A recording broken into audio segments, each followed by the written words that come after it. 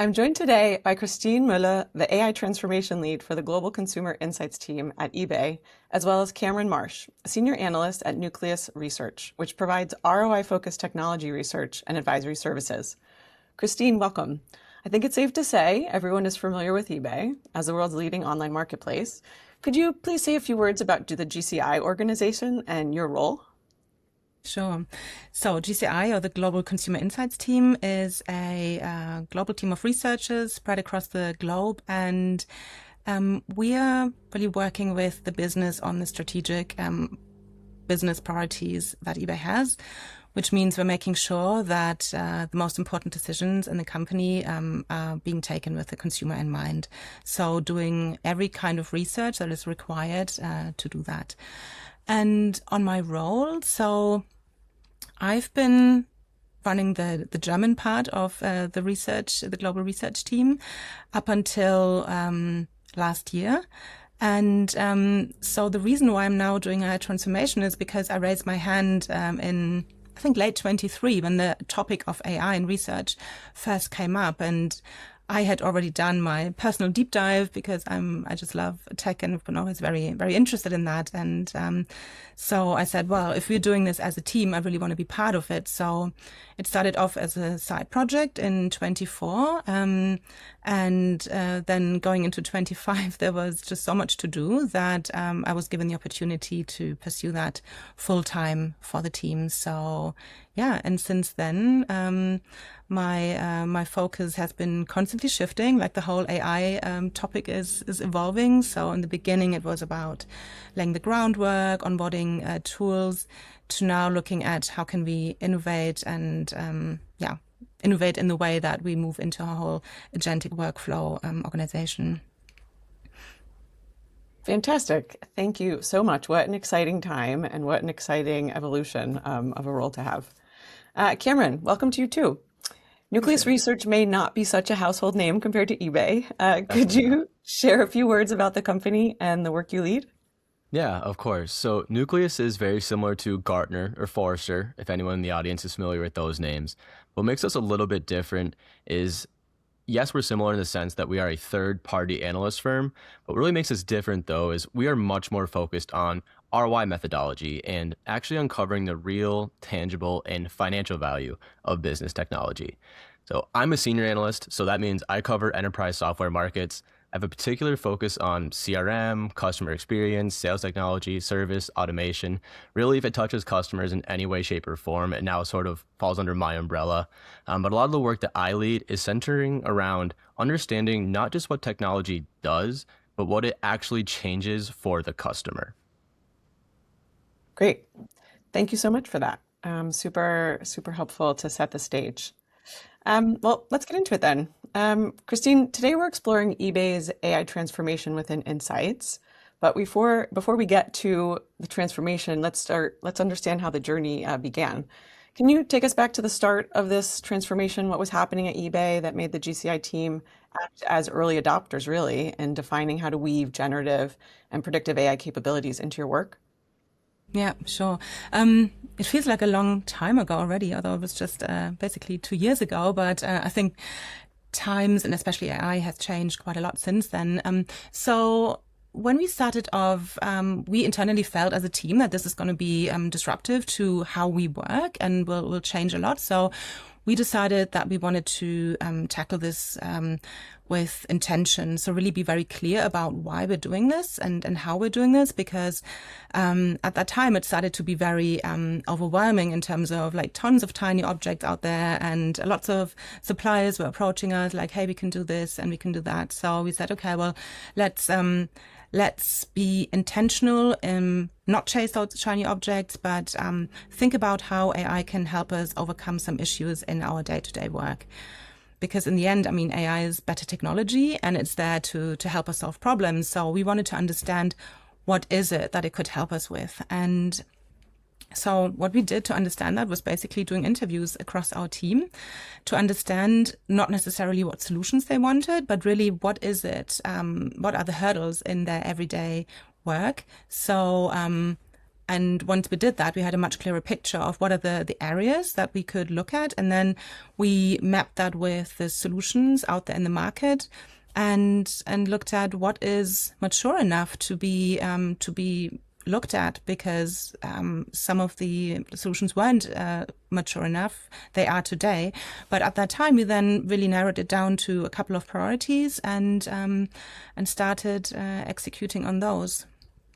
That's how it all started off. And obviously at the time there was already that environment and that atmosphere of like, there's this new thing coming, and eBay was very very supportive in that. We had very early full access to ChatGPT and to Gemini, so the team was able to explore quite early, and I think that also fueled a lot of interest and a lot of excitement at the time.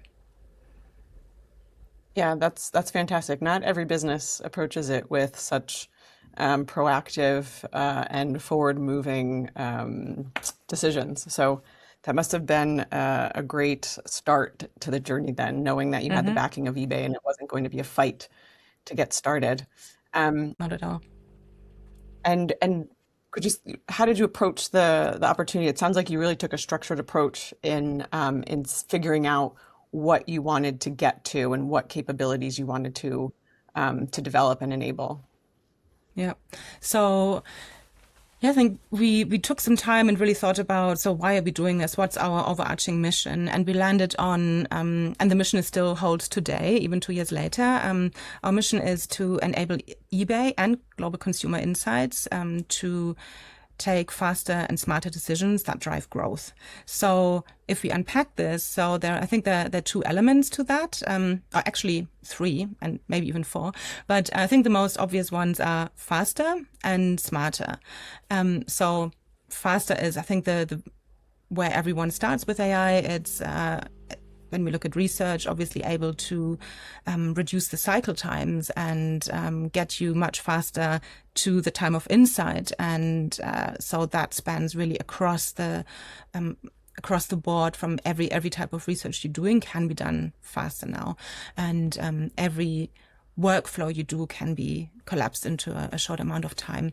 And then smarter, I think, is equally as important, because we don't just want to run faster. I mean, that's important to be able to influence the business, but smarter is also, I think, very relevant, because there's a lot of legwork involved with doing consumer research, and cutting some of that and doing it differently, or also maybe bringing together more sources into one, or taking completely new approaches, like using predictive AI to assess whether your advertising is going to be successful or not. I mean, there are so many new ways of doing things that I think that's also quite an exciting area to look at. And then what's also in there is that we're not just enabling our team, but also we're thinking about our stakeholders and what is the benefit for them. So we also want to enable eBay to take better decisions when we're not involved. So that was also an area that we invested in. And then a kind of underlying dimension that we also made one of our goals is that we think that people are actually happier when they have all these tools at their fingertips. And it showed in one of the first team satisfaction surveys we did after we had spent some time in this on AI transformation, that people, to a large degree, almost everyone, said they feel more productive when working with AI tools. So I think there is also an element of, hey, I can be more productive, I can do things differently, and I have tools at hand that augment what I'm doing. So it's also an important aspect. So coming back to your question, it's always important to link things back to why you're doing it, because that reduces the distraction. You can get so easily distracted and, oh, here is something we could be doing. That looks cool. Yes. And at the same time, it's not our priority. So let's put it in the backlog and come back to it. So I think that helps to navigate this constant change and sticking to what you set out to do. Absolutely, particularly in such a fast-moving environment where you could just start chasing shiny objects without a clear mission. So I imagine having that clearly defined mission and really focusing on enabling the team to work smarter and faster and with your stakeholders in mind really gave you, not that you were 100% certain at all times, right? Whoever is in this No. environment, but gave you some certainty that when you were what you were looking for. And maybe with that thought in mind, let's bring it to external partners. You and your team were looking to adopt AI for impact, right? Not just the hype. What Yeah. were you looking for, and what were you not willing to compromise on? So yeah, when we had our focus areas, we had our mission, our focus areas, our strategies. We looked at areas that we wanted to prioritize and find solutions for. So we scanned the market and spoke to a few suppliers, and obviously everyone's has the shiny slides and the great demos, but I think it's really important to look under the hood and also behind the curtains of the organization you're dealing with, because what is one of the big risks in this area that is so volatile that companies pop up and then they also disappear very quickly. And when you are in an enterprise environment like eBay, you have to jump through some hoops to onboard a partner. So you have to be very sure that they're still around in a year's time. And so in order to do that, obviously, first of all, it's super important to look at the funding. So what's the background, what's the financial background, and how they're set up. So you can be sure that they're going to be around for a little bit and can also invest in progressing. And then it's obviously about the tech. I mean, that's always the difficult part with AI, to understand what is really happening. But I think it's very easy to distinguish whether there is some genuine IP that you're buying, or whether it's just a wrapper around something you could, build yourself in the end as well. And I think as tools get more powerful, the build versus buy is an even more difficult decision. But it's definitely worth investing in a tech stack that has been built for a while by people who really understand what they're doing, absolute experts in what they're doing. And I think that links to the third area. We looked at the teams and their background, because if they have a track record in a particular area, then they bring a lot of expertise, and these are the people you want to learn from, right? You want to work with because they know more than you do, and that's what you're in for. If somebody just jumped on the hype recently, then they're not much ahead of you. So yeah, it's investment, it's tech, it's the team and the people. But I think especially when you then think about once you've bought the tool, which is kind of the easy part, like the rollout, it's super important to have support in driving adoption. And I think that often gets underestimated, but that's really the hard part. How do you bring a team that is very experienced and very good at what they do to do things differently? And that needs some time and some effort. So that's why we looked at partners who have a dedicated customer success team that have playbooks to roll their solution out, and also really are in for a collaborative style of working, because at least that's how we work with partners. They are kind of an extension of our team, and that way you can just achieve much more together. But looking at does the partner have that capability and the team set up to do that is crucial to not end up with a tool that you then struggle to bring into action. Right, something that looks nice but just sort of sits on the shelf there and taunts you. Well, then, is it safe to say that you found that GetWhy satisfied those criteria along the way? What gave you confidence that partnering with GetWhy would be a good fit? Yeah, for sure. I mean, there was, like, since the beginning, there has been that focus on customer success roles. There's always been more than one person dedicated to our account. So we always felt very supported. But then, it's not just running a platform. It's also important that you have, with GetWhy, you have partners that understand research and are partners on doing research, which is in the end what the team wants to do. And I guess now it's also testament to our collaboration that we look at future developments together, and that we are able to influence where you're developing the platform towards. So I think that that's also what we are very excited about, that we can influence our how AI qual research looks like in the future. makes good sense. And glad to hear all those points from the beginning of the relationship. Now, when it comes to bringing the idea to a reality, because of course it starts as an idea and then turns into a plan, and now it's time to execute. Can you help us understand briefly what the deployment looked like? How did you approach that rollout and adoption, driving adoption across the team? I think the first step is that you really have to think about what is it that you have that the people want. Because coming back to the point around habits, people are doing things in the way they've always done it, unless you show them that there is something that is much better and has a huge benefit for them. So to put it simply, the carrot has to be big enough for them to go there and try it out. And so yeah, linking it back to the intentionality, like what are you trying to achieve? So yeah, so really thinking about the benefits and being clear on that, like why should they be using it? And then what we did in the case of GetWhy, we gave a few people access and let them try it out. So we had that set of early adopters that then went back to the team and shared their experiences and what it did for them and why they liked it, which is, I think, always good when you have people talking about that in their own words. And then we offered trainings to how to use the platform and how to work with the team. And then with every new person joining along the way, we made sure that within the first 2 weeks, they got training on how to work with GetWhy. So for them, it's already like an integrate part of their toolkit when they start working on the team.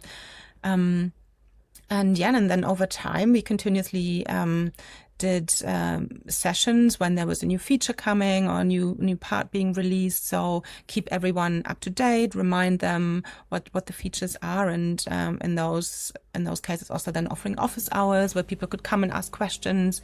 And I think one important part is also having you on a Slack group, so people can always, you are where the team is working and you're instantly approachable, so that it feels like just an extension of the team. So yeah, I think all those elements really helped to come to a good partnership that is continuously helping how we do insights. Fantastic. Thank you for painting the picture of that beginning of that journey and then getting the idea into reality. So I think that then brings us to understanding the true impact of the changes that you rolled out. So just to recap briefly, GCI went from using traditional methods for qualitative consumer research with the long lead times, not to mention costly budgets, and to an AI-driven capability that's in part at least powered by GetWhy. And the relationship has preserved the texture of the research while reducing delivery time from 8 or more weeks down to days. But the point, it's not the timeline, right? That's not what we talk about, excited about, it's the impact. Yep. And it's the ability to answer questions and inform business stakeholders. And as I understand it from our conversations, with AI-powered capabilities, you've been able to support the business and your stakeholders in utilizing insights to power more decisions. So with that kind of in mind, what value have you really seen since implementing AI-powered research? What's really standing out for you? Yeah, I think it does really come down to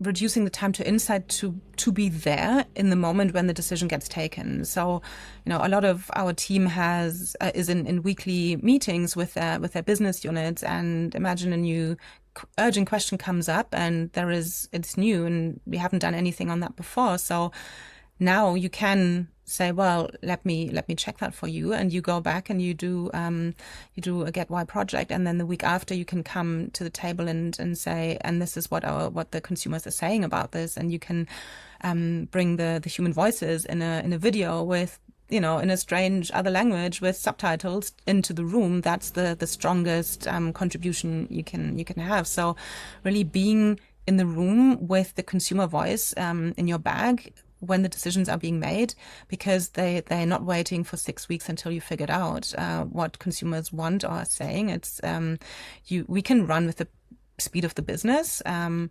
there's always that hesitance of but it's not all about being faster. In the end, it's that nobody waits for insights. Like, yes, there are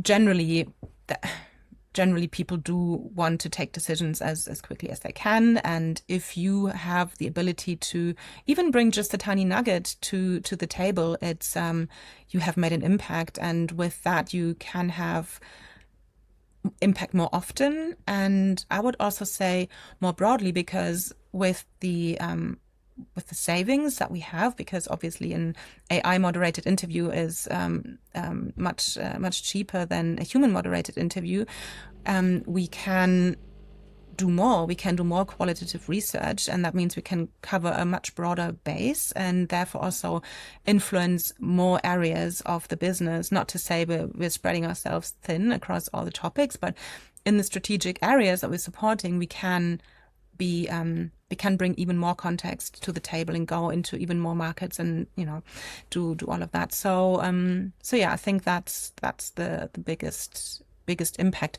And that I think it was the title of our webinar, this 30% faster time to market. That quote came from one of our stakeholders.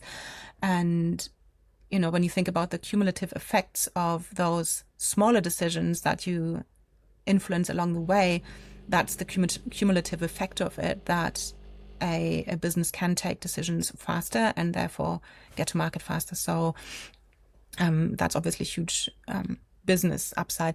And then I think another area that is not necessarily only tied to GetWhy, but an area that is kind of linked in our mission to enable eBay to take better decisions. One of your partners, Market Logic, provides us with a platform where we have all our research stored plus some data subscription on top, and that enables the business to take decisions with the customer in mind, even when we're not there. And so it's an AI-powered platform that instantly can answer any consumer insights related question, and that prevents the team from getting all these questions. I think every researcher knows, what do we have on this topic? Have we ever done anything on this? So those questions don't even land with our team anymore. They land in Market Logic's tool. And the beauty is that the ROI of the research that we've done in the past increases every time this research gets surfaced, and it again influences a decision probably to the better. So also that democratization of research through AI-powered tools is, I think, a benefit for an organization, because it makes it more customer-centric and makes it easier to be customer-centric. Absolutely.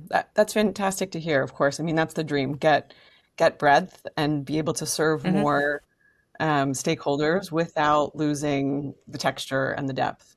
And I think, your point is a good one, that you maybe in the past had to pick and choose what questions you were answering based on the context, but now you're faster, you're more efficient with resources, so you're just able to serve more stakeholders and influence the business more. So that's pretty exciting. So speaking of context, Cameron, can I bring you into the conversation and ask you to give some context on how eBay fits into the broader landscape? At Nucleus, you analyze and assess the impact of technology deployment on different businesses. What stood out to you about this particular case?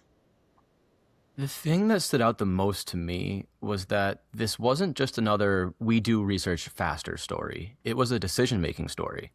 A lot of organizations have data. Every organization has data. Everybody has dashboards, everybody has surveys, everybody has performance metrics, and so many tools telling them what happened. The hard part really is understanding why it happened quickly enough to do something about it, right? That's where this case became interesting to me.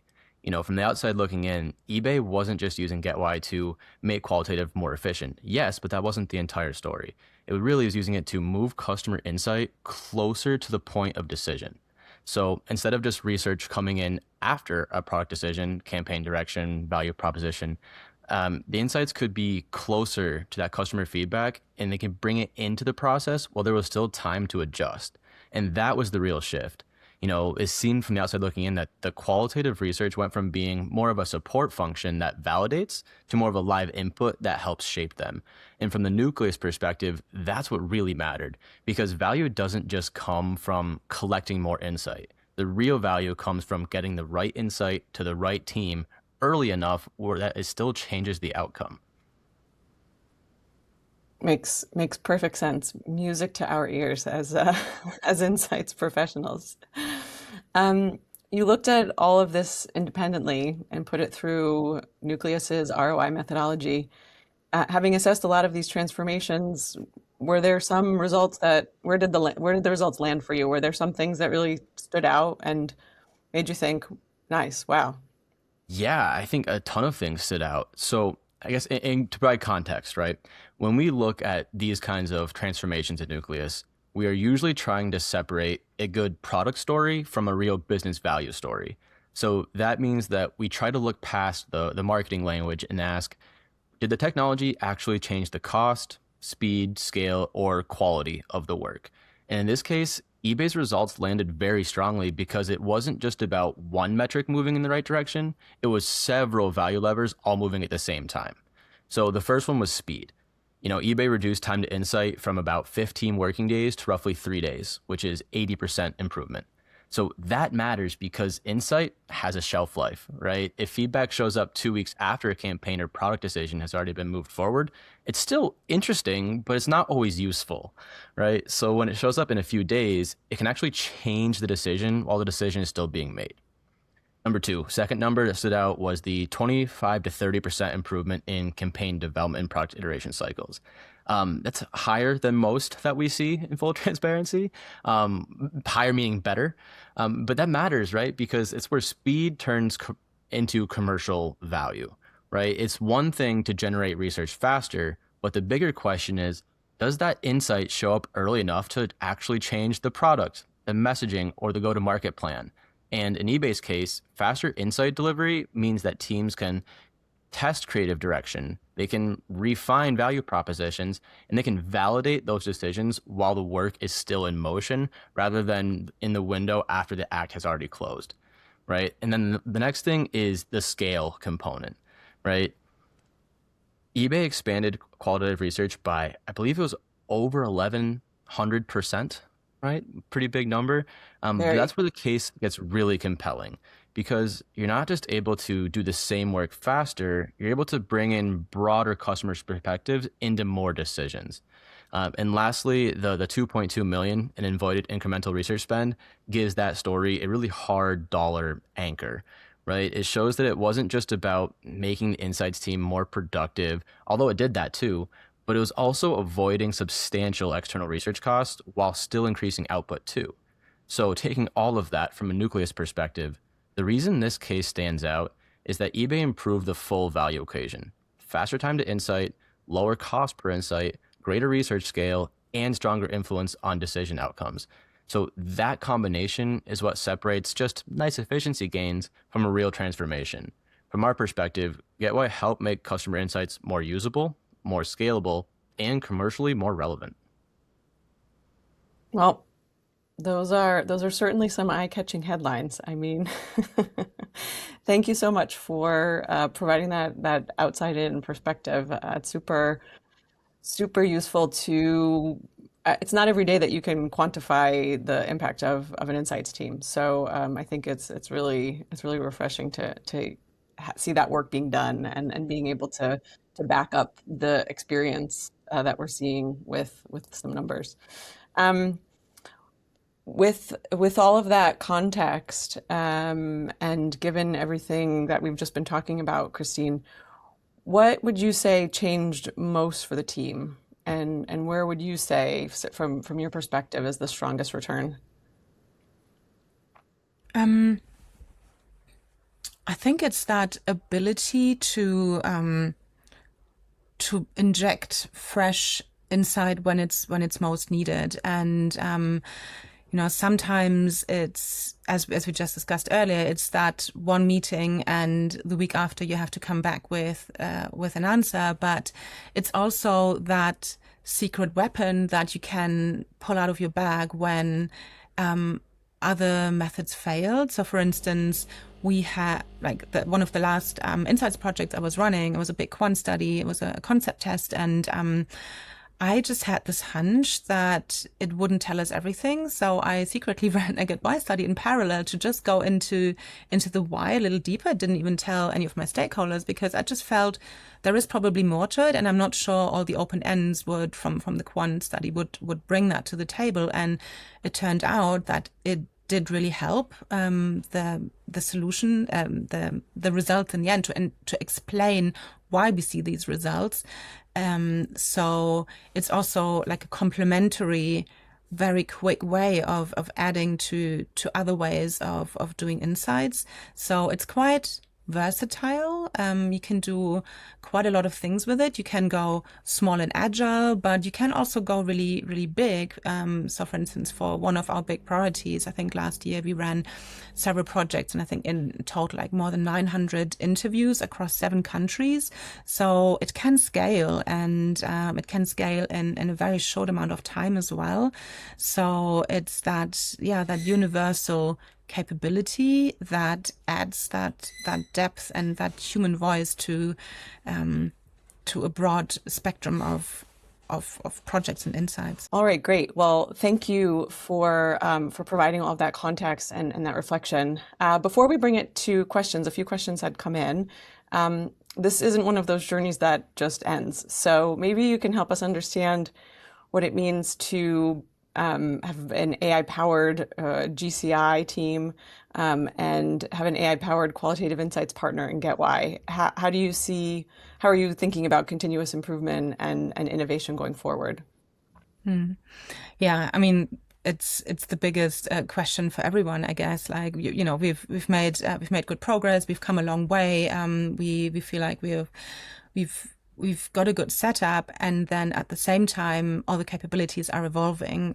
AI is improving every week, and obviously, there's always the appetite to see how can we harvest that, how can we make that of use for ourselves without running into a direction that is maybe a dead end. So, and yeah, it's carefully evaluating what is it that kind of again fits to our mission, fits to our priorities, and being very clear on these priorities, even for half a year or a year, to not get distracted. And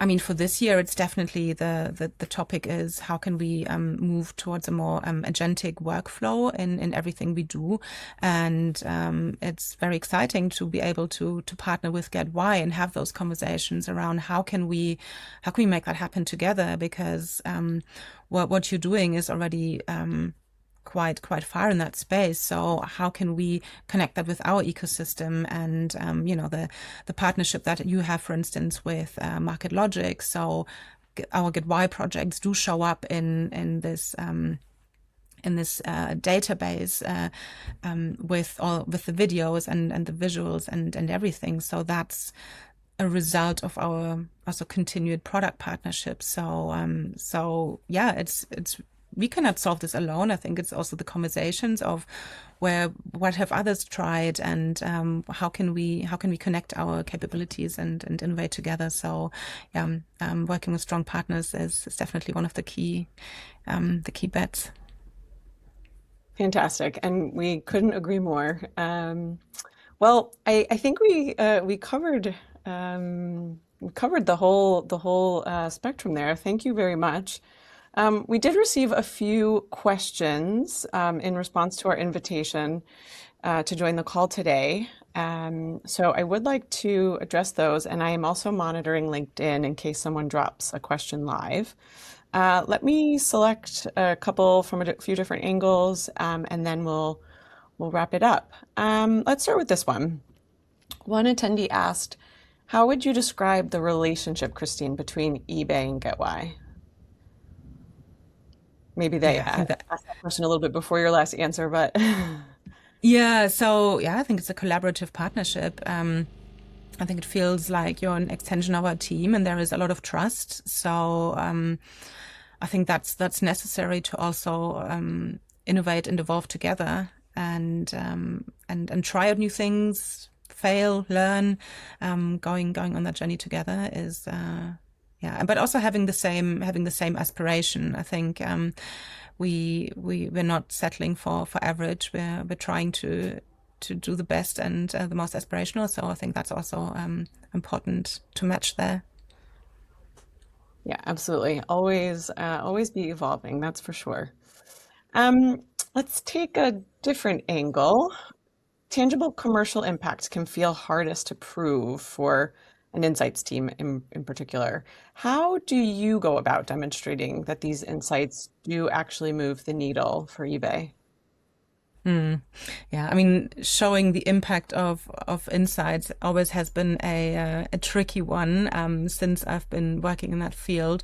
Because you always need to show the value of the dollars you're investing, and with the investments in AI tools, obviously that question just gets louder. So we're doing it in different ways. So one way is that we look at these, I mentioned earlier, like these small success stories where we look at projects where we can really attribute some of the insights to the impact. So for instance, how has that research helped the reduction in churn when we rolled out a product that we knew would also not go down well with all of our customers, but as we often run multi-method projects, it's difficult to assess or to attribute the dollar value to exactly one project. So that's only one way of doing it. I think the other way of looking at it is that we concentrate our projects in areas where the most revenue is driven. So I mentioned earlier, our team is really focusing on the strategic priorities. So we make sure that the vast majority of projects we run can be tied to one of those strategic pillars, and so that way we can make sure that we work in areas where it's really driving growth. So I think that link is important, and but then also there is a way of looking at the type of value that you're creating. Are you reducing churn? Are you reducing risk, or are you driving growth directly? So, and being very clear on what the projects do is also tying it to a monetary value that is important to have as a language as you talk about these investments. Yeah, I couldn't agree more. Value has many different angles, so it's important to be looking at it through different facets, through different lenses. Cameron, here's one for you. Okay. You track a lot of AI adoption that stalls. What separates the teams that get results like eBay's from the ones that don't? That's a really good question. Um, I think what separates teams that get results like eBay is that they treat AI as a way to solve a specific business problem, not just as a project to prove that they're using AI, right? So the first difference is clarity. Teams that stall usually start too broadly. They'll say something like, "We need an AI strategy." Great. But the teams that succeed start with a constraint that already exists in the business. A lot of what Christina was saying was, for eBay, that constraint was clear when you first started. The qualitative research was immensely valuable, but at times it was slow or expensive and too hard to scale across all the decisions where that customer feedback could help. So that's one. The second difference, I think, is just workflow fit. A lot of AI tools fail because they sit outside of the way that people actually work. They become another destination, another login, another thing to remember. But in this case, GetWhy supported the way eBay's insights team was already working with a product. If that was across product, marketing, brand, innovation teams. But it made all those existing workflows faster and more scalable instead of asking the organization to work around technology. So to simplify all of that, I think the teams that win with AI are the ones that know exactly what problem they're trying to solve and embed the technology close enough to the work that it actually changes the outcome. Sounds straightforward enough, but it really isn't. So I guess On paper, it sounds great. In practice, it's much more difficult. Yeah. kudos to eBay for making it happen, and to Christine for kicking off that effort with a really clear research-driven approach to get that structure and that mission on down pat. Maybe one more. I think we have time for one more. Christine, back to you. This one asks, how did you go about promoting or marketing the impact that you all had internally? How do you tell that story and get the organization excited? Yeah, different ways. So the very first thing we did was to capture the learnings as a white paper, as a shareable story, because, and I think that was really mid last year when these first impact stories weren't that many yet, and so that was a nice thing, that like a story that could travel, really coming from, what did we try to solve, what was the problem, what did we do, and what's the early result. So and then with the hint of, we're also doing the study to measure it. And then continuously along the way, when we had these little success stories, or little, but success stories, we shared them with leadership, because it's always good to even share little snippets here and there, and that story that got disseminated in the team and beyond. And we were also brave enough to support our collaboration and what we did for an AI award that eBay set out last year, and it was a company-wide AI award, and we won one of the four prizes. So that was another nice way of getting visibility for our partnership. Yeah, absolutely. I'd say that's a nice cherry on top. Well, fantastic. I think that covers everything. That's all the time we have for questions. What I'm going to take away from this discussion is how eBay's global consumer insights team is more empowered today to deliver their stakeholders um, insight at speed that's keeping pace with a very fast-moving business. And ultimately, that really means that more decisions are being made at eBay that are informed by qualitative research, not a hunch, not an informed hypothesis, but real consumer perspective. And that's super powerful. That impact also, it's not, as we talked about today, it's not just felt, it's also been proven and even quantified. So I really think this is a fantastic story, and I'm so grateful to both of you for joining me today to tell it. So thank you again. For those of you watching who are interested in learning more about the it's kind of getting that peek behind the curtain, and you can access the Nucleus ROI report by leveraging the QR code that you can find in the event comments. So thanks again, and have a great day.